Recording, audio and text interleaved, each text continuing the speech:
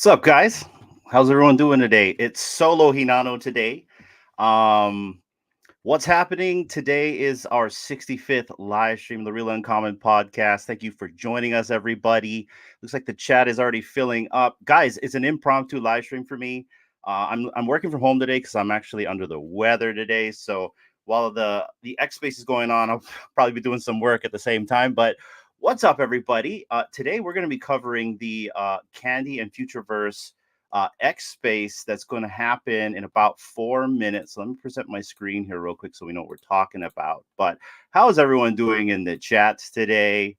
Um, this was just like I said, kind of last minute, and I kind of wanted to see this for myself, and why not present it to you guys as well. But let's say hi to everybody in the chats. Let's go, Superstar Money. What's happening, guys? Is this Joe or Rob? Who's unhinged in there? Let me know down below. Guri Singh, what's happening? Let's go. What's up, Guri? How you been? This space is becoming so unhinged. You're telling me, guys. Jeez! Exclamation! Exclamation! Chris Severs in the house. What's up, Chris? Chris, Superstar Money. They were on the podcast Friday for our roundtable discussion about the uptrend in the Web3 space. It was good to have you guys on. Hey guys, figured this would be more fun than just watching Candy's page. Haha, let's go, Chris. Thanks for tuning in on whatever time it is in Canada, and I hope you guys aren't cold.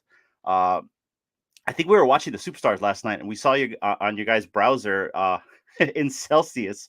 How cold it was, and dang, you guys, it must be freezing. Superstar Money, Chris Guri, let's go, Superstar Steve. What's up, Steve? How are you? Good to see you with the eyes of stars here. That must be me, Steve. Popey, what's going on, Popey? Aloha from Guam. I hope you made it back home safely, my friend. Superstar Money, I need Hinata to make me a loading screen like this. Guys, just say the word, man. Super easy for me. It's done already. I'll email it to you guys later. It's happening. Superstar Money, I feel like I'm at the movies. Yes, there we go. Double Quill in the house. What's up, Double Quill? Good to see you. DQ. We'll talk about you a little bit later. I'll cover the community feed just a little bit today. We're also going to go over the Stargate drop, you guys. I'm a big fan of Stargate. Doctor Strange in the house. What's up, Doctor? Fire. Good to see you, my brother. Hey, so we're a little bit slow in the mail, Doc. So I know you won a comic from us last week, Friday. It's coming. It's snail mail. You know, it's got to come from Hawaii. So it comes by canoe. So you know how it goes. Ronnie Lido, yo. What's up? Strange. There you go. Let's see here. Dr. Kinnan in the house. What's up, doctor? We got two doctors in here today. It's good to have you guys here. Crazy Dan in the house. What's up, Crazy Dan? Aloha from BC, Canada. I hope you're not freezing, my friend. Thank you so much, you guys, for coming in and hanging out today. Like I said, impromptu. We're not gonna have Dee today. She's actually working outside of the house. But here we go. It says right here on this X post, be sure to set a reminder for today's Web3 meets the Metaverse X-Space with Futureverse. Don't miss out on this chance to truly dissect how all of this incredible tech is impacting fans and creators. We're going to have from Candy Digital, Straith Schrader. I'm not sure if I pronounced this lady's name correctly. She's the Chief Creative Officer. We're also going to have Aaron McDonald, who is the founder and CEO of Futureverse, and Shara Senderhoff, who's the co-founder and CSO of Futureverse. So this will be a very interesting X-Space. Let's see if it's started yet, guys. I don't want to miss it. I'd rather you guys listen to that than me. So looks like it hasn't started yet. What's up, Richard? Hola. What is happening today? I hope you're doing fine. Okay, so while we're waiting for that, let's take a look at what's happening right here. We got a few minutes. So VeVe Vibes had his live stream the other day. Go check him out. He has been regularly live streaming. Oh, by the way, Bones B in the chat. What's up, Bones? Good to see you, my man. What's up? Glad to have you here. We're here to listen to the Candy Digital X-Space. Let's see if it's happening. Oh, it's happening, guys. Let's just go straight to it. All right. Okay. Hi, everyone. Welcome to our X Spaces today. Can you guys hear? We will give Let me everyone know. an extra few Can you minutes, hear? and then we'll get started shortly. Give me a thumbs up that you can hear.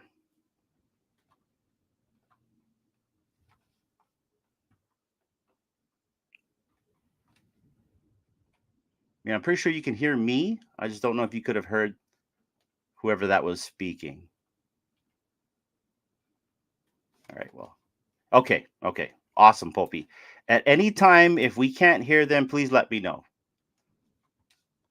And it looks like we're waiting on them again. So let's see who's in here. So it looks like we have Shara's in here. We have Straith and someone named Captain. Is that the CEO? Let's see here.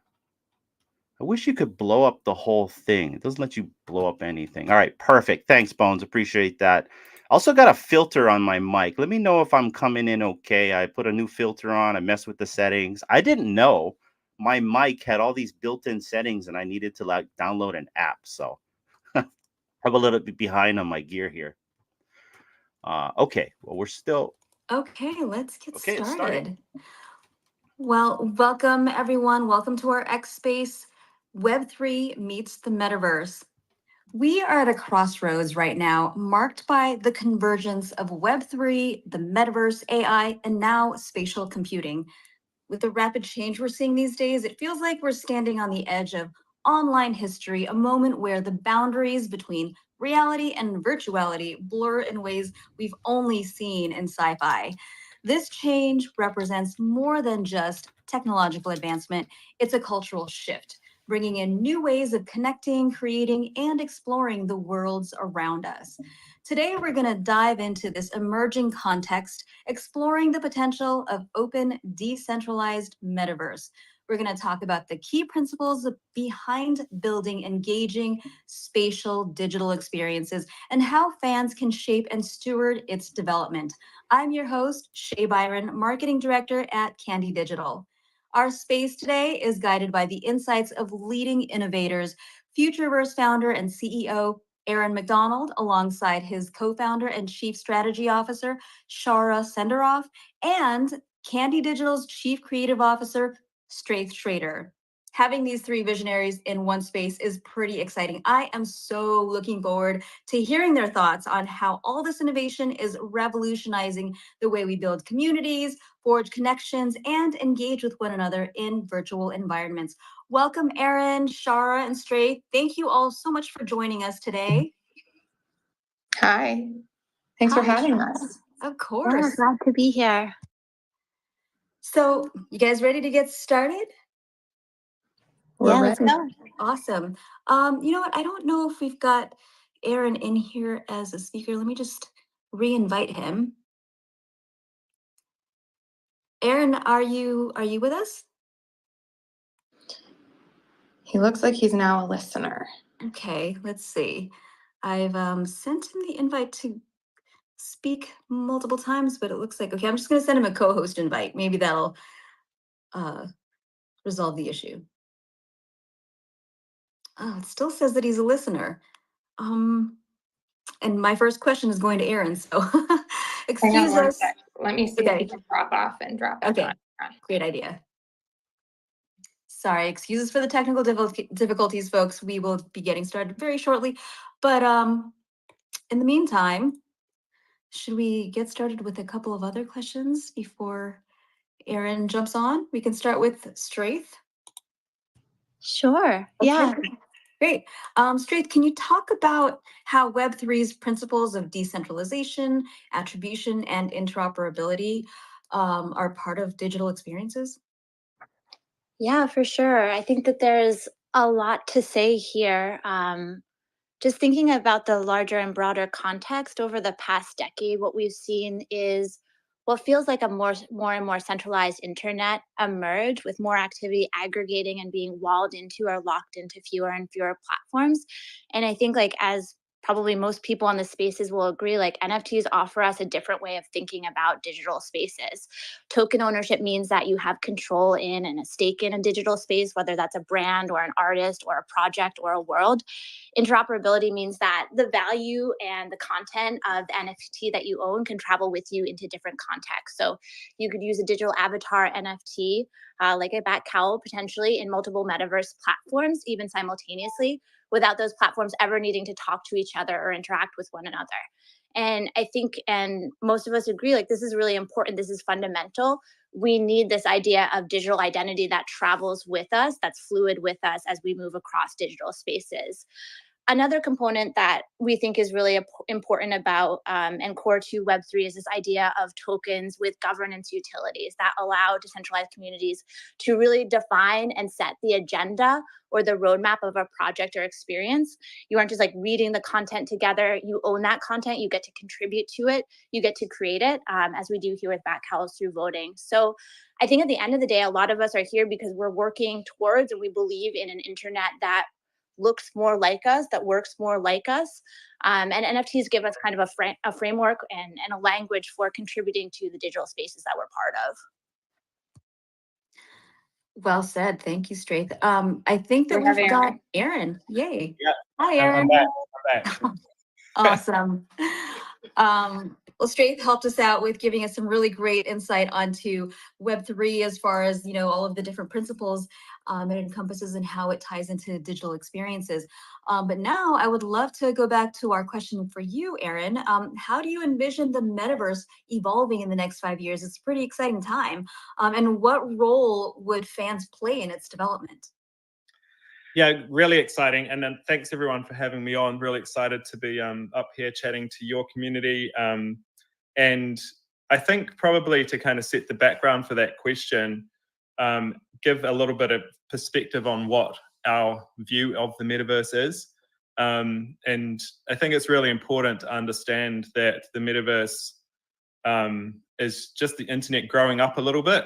You know, a lot of people kind of equate the metaverse directly with media and content and gaming, and I think that's a part of it.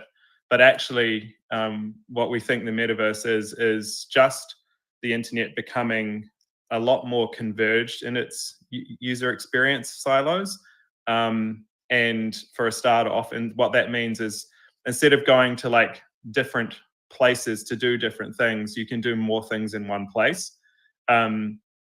Two, like those kind of things that used to be separate, like gaming and finance and communications and media, are kind of being squished into singular user experiences. And like a really good example of that would be something like how commerce and social and media are coming together on TikTok to create social commerce.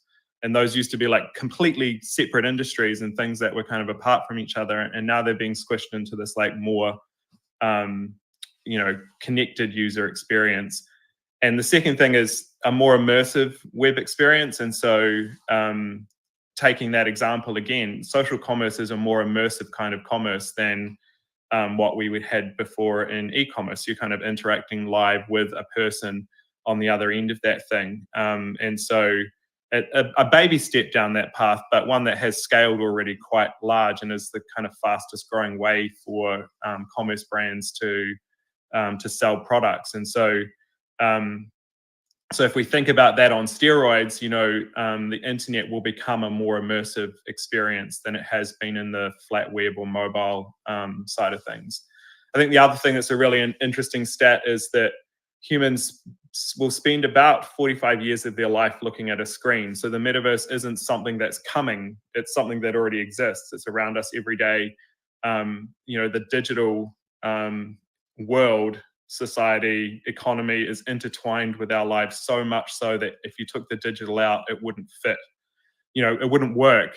Those things would collapse. And so so we're in the metaverse now. And the really important part that I think that we're doing in this space, and there's kind of a fork in the road now, is to ensure that the future of the metaverse has some really important foundational differences to the way that the internet has been in the past.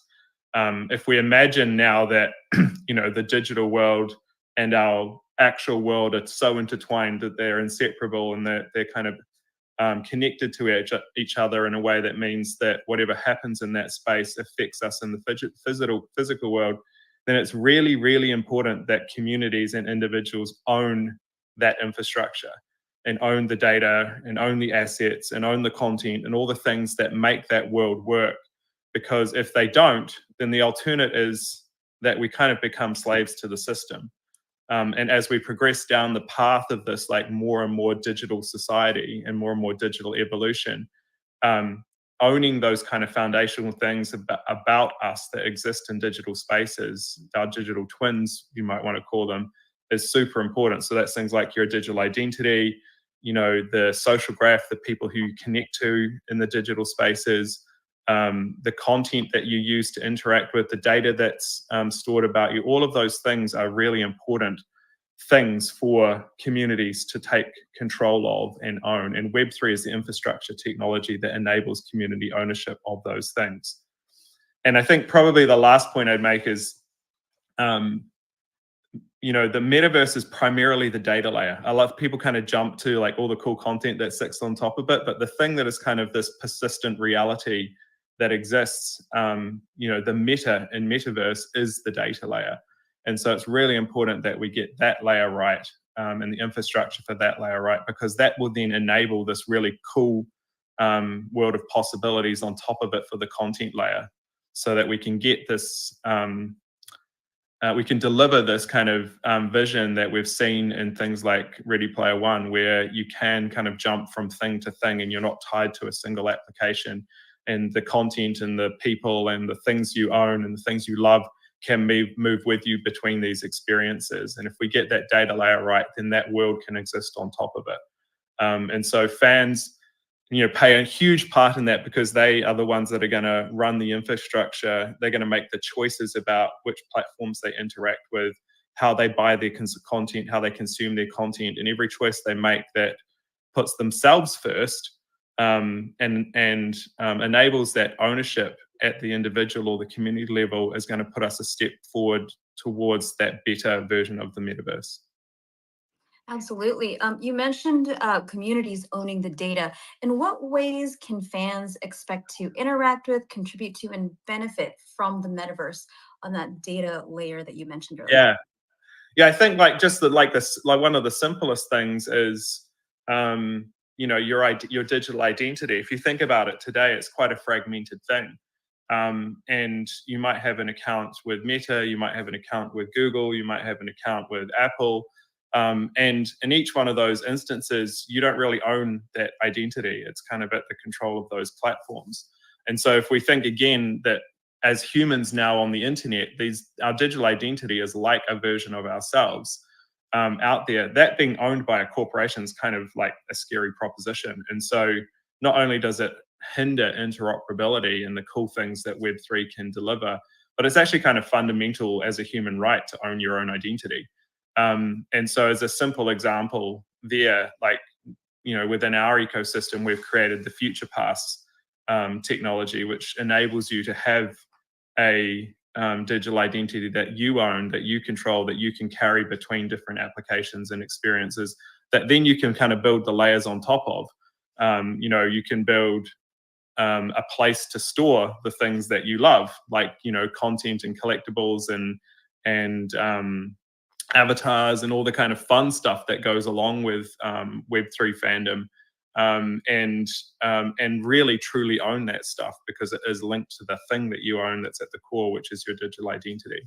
And so like the fans kind of role in all of this, I think, is helping to like drive you know, the decision makers at the brands they love or the IP they love to understand that that's what they want on the internet. They want to be owners of the metaverse, and they want to be able to own the content that they love. And so, you know, the communities get behind that idea and drive that that demand with the platforms or the IP, then more of them will see why it's important to become open. Amazing. So my next question is for Shara. Shara, so Aaron mentioned something about important foundational aspects of the metaverse, and of course, Future Pass that you guys have for Futureverse. What are some important steps that builders of the metaverse need to take to ensure that the next evolution of the internet remains accessible and inclusive for all fans? So I think, to chime in on a couple things and expand on a couple things, or summarize a couple things Aaron said, which we'll address, that question. And also, since I'm just joining, thanks for having us. We're always excited to talk about this topic, and you'll hear our passion as we go.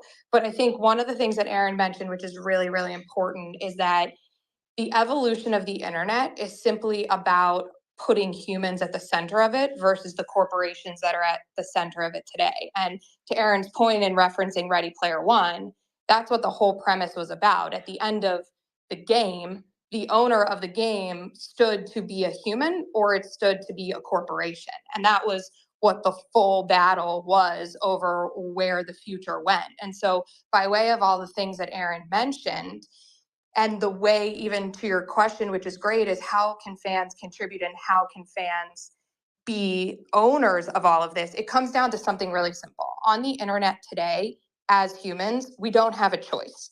Our choices are given to us by corporations, by identities that we log into in particular siloed platforms. We are truly told what to think. As scary as that sounds, it is pretty scary. We're told what to think by the headlines we see. We're told what to think by the content that is shown to us, the content that someone else chooses what we should see. We're shown the products we should buy. We're shown truly what to think. If you think to yourself, okay, I'm a human on the internet, where do I go on a daily basis where I am sharing my belief system, where I am sharing or making a choice that wasn't given to me by someone else? It's very, very, very rare. This actually is the one platform maybe where a lot of people are sharing their beliefs. But even that, there's questions around who's actually feeding the information that's being put in front of us. So if it's as simple as we don't have choice right now today on the internet, then we believe that the metaverse puts the choice back into the hands of individual humans by exactly what Aaron said, being able to control your data, control your finances, control your assets, and permission when and where you want how you'll engage with a brand or an experience, and you make that choice now. So if that's where we're headed, then fans being able to have control of that and contribute is by literally them saying, I will take control and decisions will be mine. And the more and more people that end up doing that, that will ultimately shift the larger whole of what's happening online. So it sounds big and virtuous, but it will happen by way of what Aaron mentioned, where everyone has their own passport, where they travel through and they make decisions as to who can access them, who can receive what information, who can see what version of them at any given time. It's in your control. So I think that it ultimately is a sort of philosophical way of answering your question of the importance of the foundation. That's the importance, that when you go into an experience, you are actually in control and the other side is not in control of what you do. Absolutely. Yeah, I agree. You know, giving the control back to people is just a big, big sell, a big part of not just metaverse, Web3, but everything in the direction that we're moving towards. As far as AI is concerned, I'm going to kind of steer the direction here. Aaron, how is Futureverse leveraging AI in the metaverse? And yeah, I mean, I think you know, kind of one of the interesting things is that we had this kind of hype cycle around the metaverse, and it kind of quickly quite shifted to AI. And I was at the Morgan Stanley China event last year, and I got up and put a slide up, you know, the metaverse is dead, long live AI, and a bit of tongue in cheek, really, because you know, people love a good narrative, but at the same time, if you step back, they're just two parts of the same thing. You know, if you think about what AI is bringing, it's bringing more capability to the digital domain. It's bringing, particularly at the moment, more capability to be creative in the digital domain. And so if you think about like every evolution of the internet, every time we've made it simpler to create a kind of content, that has become the default way that content has been created on the internet. And so way back when I started this, and you know, the dial-up days, it was hard to build websites. You had to know professionals. They were expensive, and so not many people had them. And then tools came along to make it simpler to build websites, and then every business could have one. And then the same thing happened with social media. We made it easy for people to become to build their own personal websites and also to become publishers. And so that's the default way that media started to be distributed and published. And the same thing's true of AI when it comes to the metaverse, that intersection. The tools now are enabling everyday people to create immersive content. And when that metaverse hype happened, I think the missing ingredient was the ability to execute on the obvious vision that everyone understood. The reason why there was so much hype was because everyone was like, cool, yeah, the internet should be a more immersive space. And then, lots of money went into trying to build that version of the internet, and quickly ran into a problem. There are only so many Unity developers in the world, or Unreal developers in the world. And so it couldn't scale because there weren't tools to make it widely available to everybody. And AI really does bring that, is the solution to that problem. And at Futureverse, we have a team of 20 or so PhDs and researchers who are building at the forefront of what AI is going to bring to the metaverse. And there's kind of three bits to that. We talked earlier about ownership, and one of the core things that we think is important is that communities get to own artificial intelligence too, and have a role in how it's built and trained and all of those kinds of things. And so 5 years ago now, when we started to think about this stuff before it was all hype, we designed a system and patented that system for ownership of AIs and the way that Web3 can connect to AI models and training and all those kinds of things. We've built on that over the years now, and have a whole bunch of projects, capability around content generation. We published some papers last year about how music and sound can be generated using our Gen 1 model.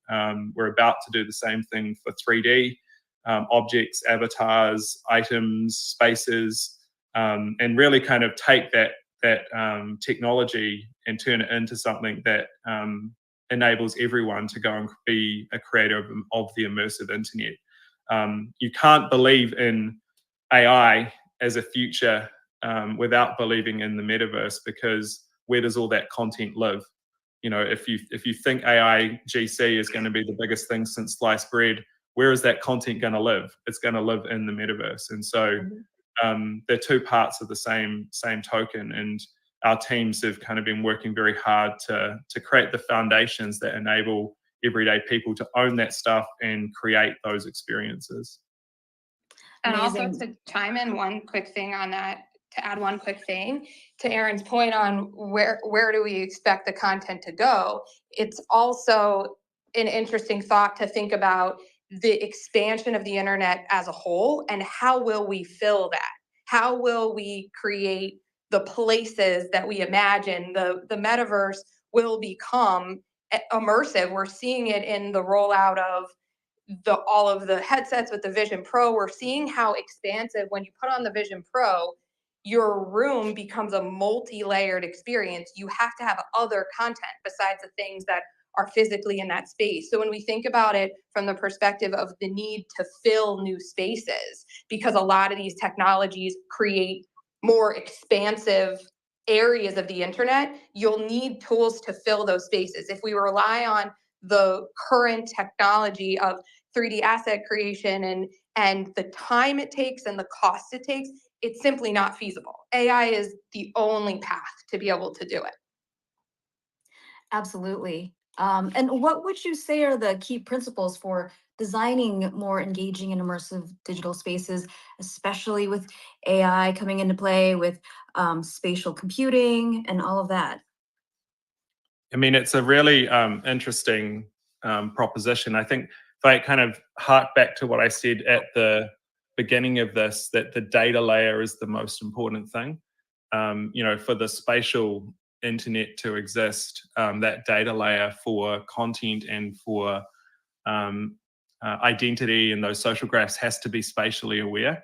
And so that's another area that we've been working a lot on, is how can you make an interface for lots of different AI models that makes them aware of both the user's context and the data about that user that they carry with them and the things that they love, their collectibles, all of that kind of stuff. And how does that fit into a spatial environment? This bit of technology called the Murmur Matrix is the thing in our stack of technology that enables that to happen. We're actually close to releasing a paper that gives an overview of this, of the Murmur Matrix and how it adds a spatial layer to content in the metaverse, particularly around how it can interact with AI models. And so really important to set those foundations. We're like early days on this, and there's a huge race on at the moment to create lots of different kinds of AI with different kinds of specializations and abilities. But there isn't really a unifying layer that can kind of organize data to create this, more persistent, contextual, spatially aware view for users. And so that as they traverse these different applications that might be powered by different models, there is this kind of singular user experience across them, or the feeling of a singular user experience. And that's really what the Murmur Matrix is there to do. And it'll create some really cool opportunities for IP and for collectibles and stuff like that. We can now start to use this technology to make collectibles intelligent. And not just avatars, which is kind of the obvious thing that people have started to do by integrating chatbots, but the environments can become intelligent. You know, the items that you wear on your collectibles can become intelligent and start to transfer emotion and other bits of context into those environments and interacting with the chatbots and other things to provide a richer experience for those users. It's a really exciting time. You know, there's going to be so many awesome things that come out of this space to make, technology funner to interact with, to make IP come to life in more ways than we ever have done before. Yeah, I am so excited. I cannot wait. I've never even heard of Murmur Matrix, so that's something else for me to dive into later. I'm gonna divert the conversation really quickly. I want to ask Straith just one question. Straith, we've launched some pretty amazing projects and campaigns for our DC community. Can you go into what your approach has been to creating digital experiences with this community, and what can metaversal experiences unlock for them? Yeah, for sure. I mean, I think that there are a couple of principles that we're following and that we're working against that are really rooted in centering and listening to and resourcing this community and the communities that we work in. One of them is about sort of multimedia storytelling. We know that a good digital experience is inherently multimedia. It's not going to be finite. It's going to unfold across different formats and different touch points. And it may take a long ass time. It may take 2 years. It may take forever for that story to unfold. I think that that's really cool because it's, again, something that we're building in real time together. The other point about these experiences that we try to build in is that they have their own economies and they have their own value systems. And those value systems are ones that are set by the community. They're stories that are shaped and shared by our participants. So we look to provide a structure. Everybody else, you all decide and determine what happens next. I think lastly, a principle that we try to adhere to is that everything is open. Anybody can participate. You can buy a collectible. You can become part of our community. Nothing here is exclusive. Everything, again, belongs to you as the fan. And that's kind of the mission.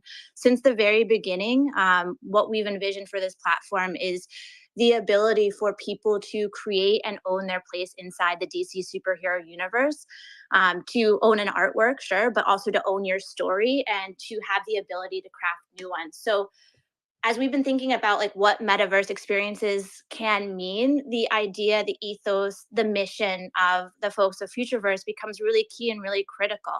We're looking for the types of experiences that allow you all to, again, begin to craft and create new stories, which you have been doing with us over the course of the past 2 years, to begin to play in the world that you started creating and that you started authoring feels really unique and profound.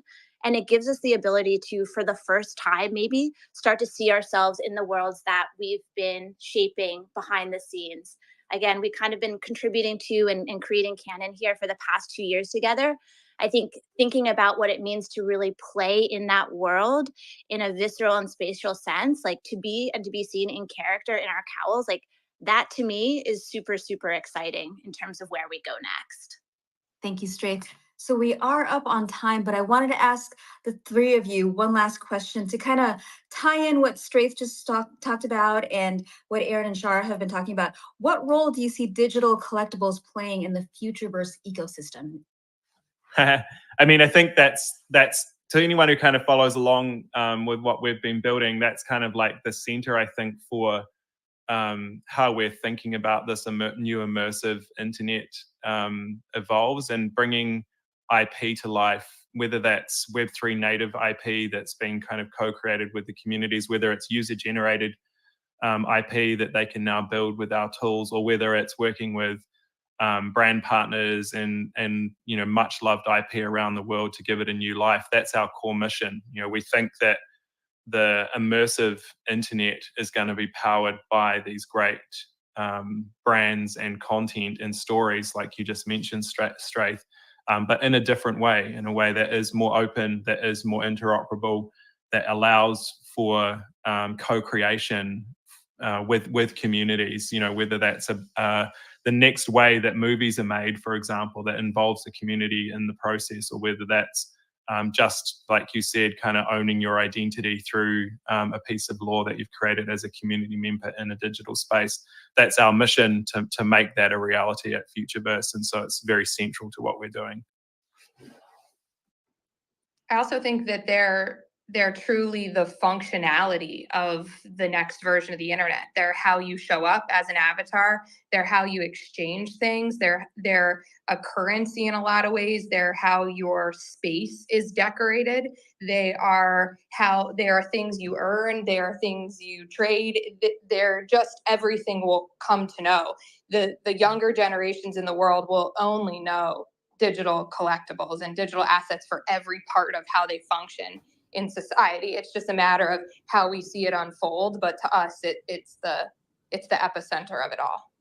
Yeah, I couldn't agree more. I mean, I think we see collectibles as more than something that you collect. Like, it's a keystone to identity, and they really begin to become that when you can start using them in a spatial environment. Like, ultimately, we want to be able to bring our things with us no matter where we are online, and identity isn't something that should belong to necessarily a company or a platform. It's something that has to travel with you. It has to be boundless. 100%.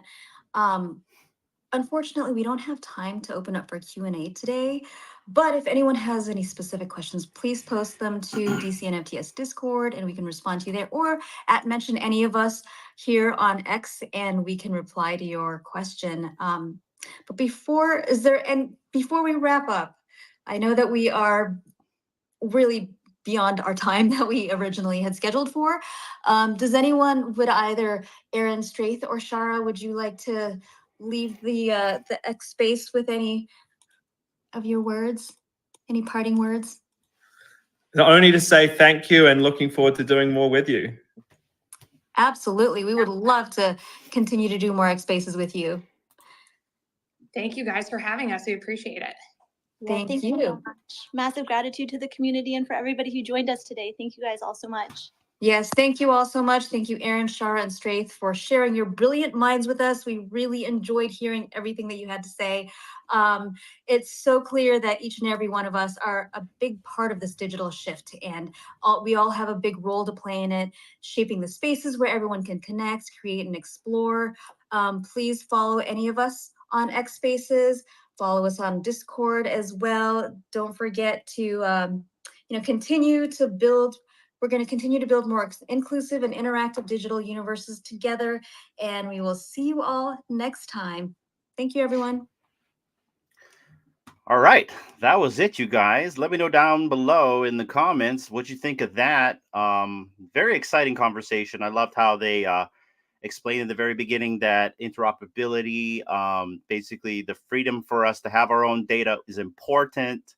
If anyone doesn't know what Futureverse is, they are a leader in revolutionizing AI metaverse and interoperability for gaming experiences, apps, and all that stuff. So very exciting. I actually can't stay on too long either. I got to run pretty soon as well, but Let me know down below what you guys think of this. I really enjoyed the very tail end when they talked about our collectibles, how the youth and the young will know this way more than we are. I mean, that's pretty much what we're going to be doing. It's tradable. It's a tradable asset. There's value to these assets that we're buying. When three big players start saying that in an X-Space, you kind of open your ears, right? Slider. She said, for sure. I think I get what you're saying there, Slider, though. But yeah, very interesting, you guys. And for anyone that's just tuning in right now, we just listened to the X-Space between Candy Digital and Futureverse. And if you want, you can either catch a replay on this live stream or on Candy Digital's X-Space profile. Chris Severs. Great that more and more of this is coming out. Many of the listeners had X followers in the tens of thousands. To reach is growing fast. Completely agree. 100%. As Dee is saying here, right as well. Hamoon, yo, what's going on, Hamoon? Good to see you. Thanks for tuning in. But guys, I don't have too much, so I'm going to go over the Stargate article real quick here, you guys. Big fan of Stargate. Me personally. Dee as well. Quick backstory on Stargate for me. I know a lot of people know D and I for Battlestar Galactica. I kind of told the story on how I was a cheap ass on Friday nights, and D and I used to stay home and watch Sci-Fi Fridays on the Sci-Fi Channel. And so besides Battlestar Galactica, there was also Stargate. And so I pretty much force-fed my wife the Kool-Aid to drink Stargate, and now she loves it just as well. So this is a big part of our big part of us bringing our bring-ups. Does that make sense? No, bring-ups makes no sense. Anyways, this is a big part of our life. There you go. You see? Kool-Aid right here. Stargate, let's fracking go. So let's look at this Medium article right here, you guys. Now, I'm getting a little bit PS2 vibes on what I'm seeing here on the preview, but that's okay. It's still a Stargate. I still want it. Who knows what we'll be able to do with it in the VeVe-verse, but it says right here, Stargate 1994, military man Colonel Jack O'Neill and brilliant Egyptologist Daniel Jackson lead a reconnaissance team through the Stargate, a portal which transports them millions of light years from Earth and strands them on an alien planet called Abydos.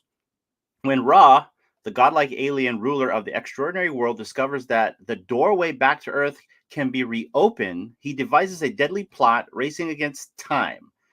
Colonel O'Neill and Jackson must overcome Ra to save Earth and find a way back home. So it's kind of like leading on to the movies. I'm pretty stoked on this. Let's look and see what the Stargate looks like. So digging it, but not digging it. I don't like the pillars right here. And you know what's so interesting? I understand they're giving us the Stargate from Cheyenne Mountain. Cheyenne Mountain is basically the missile complex where the Stargate is hidden down below. And so I get why we're getting this one first. I'm not going to give it too much gripe because it is not to the scale of what it looks like in the movie or even the TV show, you guys. But I'm liking it nonetheless. I hope we get more gates where they're on planets, because technically the gate can just be on a rock or something like that. But let's see what the price is. So it looks like the Stargate's going to be a rare. $35 with a 1,997 edition count right here. So, I mean, in reality, I just have to wait and get this thing for way less than 35, which is what I might do because I'm not liking the rest of this stuff.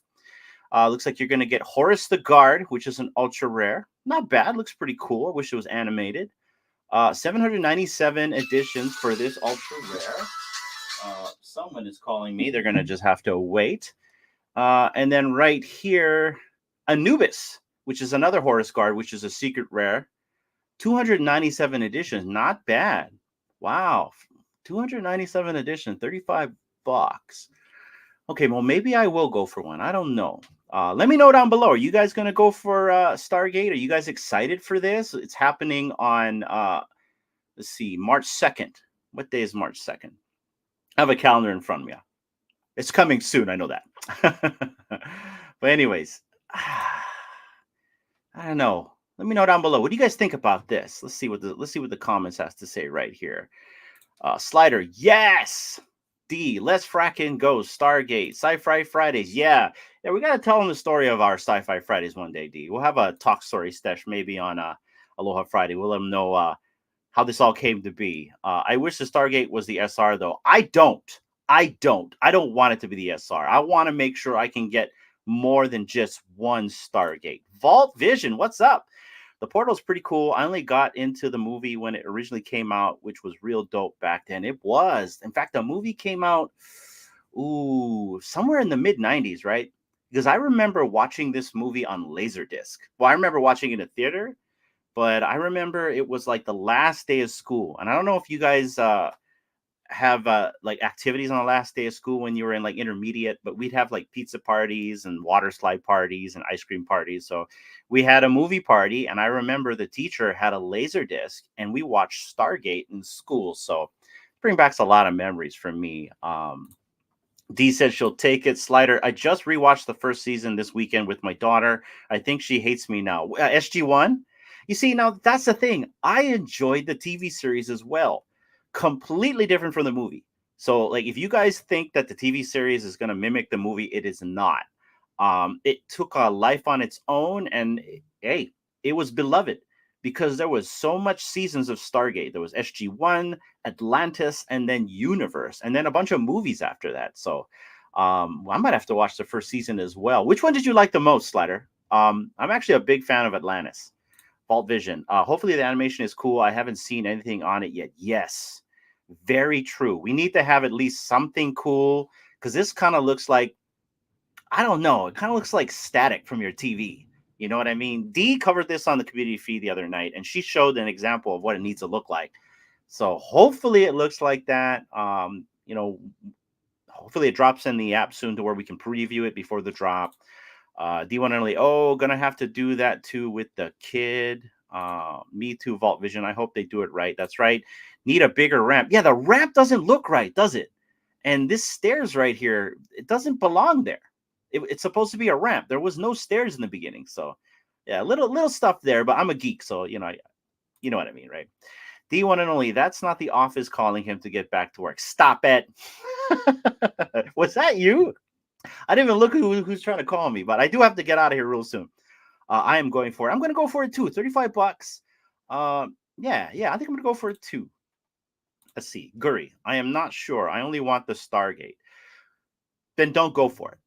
Because you know that rare is going to go below retail. I'm sorry. It's going to go below retail. It's just going to happen. Dr. Kinnan, not sure. It's okay. I think for the rare, you guys just wait. If you don't want anything else in this, I would wait because I don't think this is going to sell out, you guys. Who are big Stargate fans besides D and I? Let me know. And Slider. Let me know down below. 1994. Vault Vision. I'm going to pass, may pick up the Portal and see how cheap it goes after the drop. Yeah, it's probably going to go cheap. Chris Severs, might be fun to have a Stargate in my Avengers Tower. Steve, what's up, B-Boy Steve? I'm so hyped for this drop. Same here. Really love the movie. It brings me back to my youth when I was a kid. TV series far better in my opinion. So you like the MacGyver thing, right? You know, when Richard Dean Anderson took the role as Jack O'Neill, I'm like, wait a minute. This guy is not Kurt Russell. What's happening here?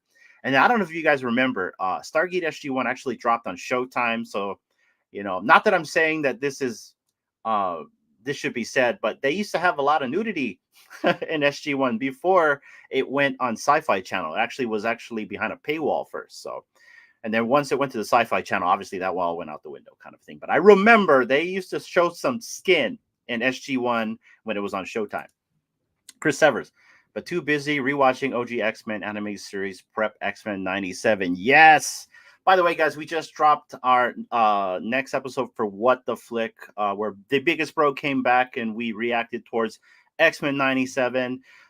Small plug. I'm not going to try to plug it too much because we're in the digital collecting space here. But if movie trailers interest you, we have that as well. You can go look at it through the podcast channel. There's a way to find it on there. Slider, I like the SG-1 the best, but Atlantis is very close. What do you think of Universe? I enjoy Universe because it was very serious. Although Atlantis is my favorite just because it was different. People don't realize that Jason Momoa started off on Stargate Atlantis. He was Ronan Dex. He basically plays the same character, a brooding-ish looking Islander, in my opinion. Indeed. Yes, Dr. Kinnan. I will grab the Stargate if it falls below retail. You're grabbing a Stargate, Doc. I feel it. What the flick was awesome, by the way. Thank you. I appreciate that, Chris. Let me know down below what we need to work on. I really appreciate your um, opinions and insight on that kind of stuff. Being the type of person you are in the field that you're at. Let me know what we can improve on. Thank you, Chris. Chi-Hu. So yeah, you guys, this is the Stargate. They're dropping. It wasn't something else, or maybe it is something else, and this is just a cherry on top. Let's see. Also, guys, my gosh, Bitcoin is just going to the moon. I woke up this morning with a big smile on my face. I'm sure a lot of us are in Bitcoin and had the same smile when they got up. Of course, I'm behind in the past, you guys, so I get up late. I get up last before anyone else in this space, but this made me happy. And then also ETH, what the heck? So very happy with this morning and the momentum that we're having in the crypto space for sure. Let's see right here. So I'm going to go through quick news really quick. So we had our 64th live stream on Friday. We had a roundtable with both Joe and Rob, Superstar Money, Chris Severs down below right here. We also had, excuse me, Fro Ikomi, Digital Vibes, and who else was on there? Did I miss anybody? Digital Vibe. I believe that was everybody that came. Oh, and Kid Arcade. That's right. Kid Arcade was there as well. We had a great conversation, and Dee and I just wanted to have a conversation about the current uptrend that's going on in our space, specifically crypto. Big shout out to Superstar Money and Joe and Rob, the data guys out there. They were able to show us the Google Trends. So crypto is trending, but the NFT space is still kind of like middle ground so far. So, but I anticipate the NFT space only to start picking up because you guys. Oh, by the way, my collectibles is back. He was sick. He's gonna be dropping up some comic books for everybody with the Drophead project. So go check him out. He says this week's Drophead comic book rewards for NFT owners will feature Fantastic Four. Right here, this comic. So if you guys haven't yet, go follow the guy and join his Discord and buy one of these Drophead NFTs to enter to possibly win this comic. Moving on, some VeVe fan art. Also, Kid Arcade has dropped 40 editions for 2matic of this Velvet Neon collection right here. Beautiful, beautiful art by Kid Arcade. 2matic, you guys. That's cheap. That's like nothing. It's minor. To have exclusive art from this guy, come on. So if you guys haven't yet, go check him out. I believe he has a website with all the links appropriate to find out how to purchase this drop. Also check out Double Quill. She dropped another blog yesterday, which kind of encompasses the VeVe ecosystem in a whole, kind of gives you a breakdown on entering this space and what you should and shouldn't be doing, and also just other stories in general. She's just really good at what she does in here. Fellow blog writer, just like this guy right here, Chris Severs, one of my two favorites in the space. So give her a follow, give her a like, go check her out as well. And also VeVe Knight. Looks like he's selling this comic right here. He's looking for $850 or $1,000 in trade for, looks like, Mad Number One. I'm not really too familiar with this comic, but super cool guy. I know he's going through some health issues. Give this guy a follow, give him a like, and check him out if you're interested in this kind of stuff. We had a reset red carpet yesterday for Metamona. It was her birthday yesterday, and here is the actual recording for the reset right here. I was actually in there for a little bit. They had a really good topic to discuss all kinds of stuff, AI, geopolitics, and also Metamona. Happy birthday, Metamona. She also has her, I believe, her YouTube interview with Will Weinrob, Luca Netz, and David Yu. So that should be very interesting as well. I believe that happens on Thursday. So give Mona a follow and check her out. A couple other stuff right here. But you guys, that's pretty much it for now. I got to get out of here. Oh, I wanted to show this. I kind of said, like, NFTs aren't really trending yet, but sooner or later they will be. Well, this just sold for $84K. CryptoPunks are selling for $200,000. You got Pudgy Penguins selling for $70,000. The space is heating up, you guys. Bitcoin is blowing up. ETH is blowing up. It's kind of crazy. So stuff's happening, you guys. I'm loving it. Let me go check the comments, and I'm gonna get out of here right here. Let's go. My Collectibles in the house. What's up, My Collectibles? Hey, Hinano. Great to see you live. Good to see you too, my man. I hear you're back in action, so looking forward to more of your content and live streams to come in the coming days. Slider, not a huge universe fan, but still watched it. Not bad. I enjoyed it. I enjoyed it because it was darker. I didn't like the ending because we never knew what happened. What happened to the crew? What happened to the ship? Did they all suffocate? You know, yeah, a little bummed by that. My Collectibles. There we go. Peace out, MC. And that's it, you guys. Thank you so much for joining me today. Like I said, it was an impromptu live stream to cover the Candy Digital and Futureverse X-Space. And also, I wanted to talk about the Stargate. I'm super excited for the Stargate, you guys. And yeah, that's pretty much it. I'm not sure if my lovely wife will be doing the community feed. If it pops up today, then, you know, she's doing it. If it's not, then yeah, stay tuned. Oh, there we go. Richard. Oh, here we go. Richard, bye. See you later. See you later, Richard. And good stuff. Have a great one, Hinana. Good stuff to you as well, Evolved. I seen Evolve was live streaming the other night. He looks like he's in the Nifty Island with Bones. So go and check out Evolved as well. He's got really good content. And Evolve, maybe we need to do. I know Bones gave a breakdown of Nifty Island, but maybe you should do a breakdown as well. I have not downloaded Nifty Island yet. I'm afraid if I download that thing, I'll get hooked. And so, yeah, I'm hesitant to download it. Have a good day. Have a good day, brother. Let's see right here. Dr. Kidden, have a great day. Have a good day as well, my man. Crazy Dan, thanks for the stream. Have a great day. Have a great day, everyone. Okay, cool. All right, guys, I got to get out of here. Take care, everyone. Until the next time, aloha.